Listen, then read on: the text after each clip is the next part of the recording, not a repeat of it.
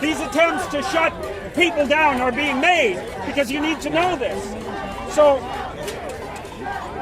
as far as I've been able to determine, this kind of protest is an expression of a philosophy that's grounded partly in postmodernism and partly in Marxism. Now, the postmodern element is basically this.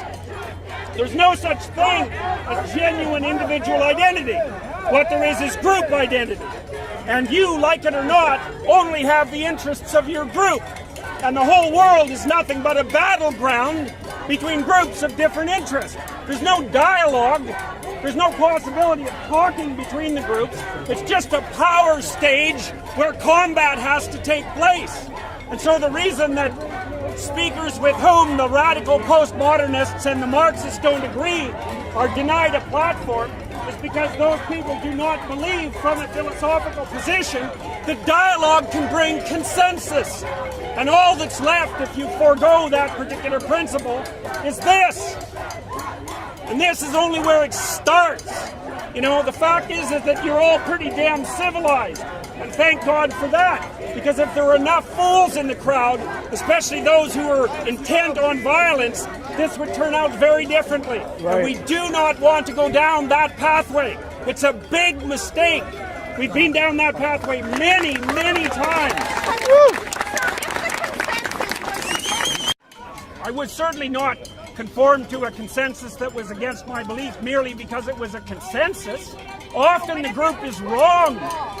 The question was, if there was a consensus against my beliefs, would I forego them? And the answer to that would be, well, first, it would depend on what my conscience said. What are we going to do? Assume that the consensus is correct? The Nazis had a consensus, right? The individual has a conscience, and you have to know when the group has made a mistake and has become nothing but a madly chanting mob. In which case, what you should do is detach yourself from the madly chanting mob and act like you've got a spy. Hey, Jordan. Yes. You've talked a lot in your personality class about confronting your shadow, integrating your shadow. Do you find that people who care less about what other people think and care more about their conscience have integrated their shadow maybe more than people who care more about silencing others? Can you hear me at all, you guys? Yeah. Okay, so there was a question. The question was, stemming from my personality class, do I think that people who are willing to abide by their conscience are those who've integrated their shadow? And I would say yes, because you have to be a bit of a monster to stand up to the crowd, right? If you're too concerned whether or not people like you, and if you're too avoidant of conflict, then you're going to cave at the first sign of pressure.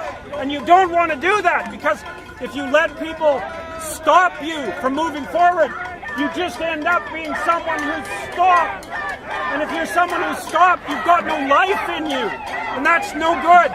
So you have to get tough, but you have to get tough in a way that's controlled, right? It has to be controlled, because otherwise you're the puppet of your worst impulses. And that's a terrible thing to be.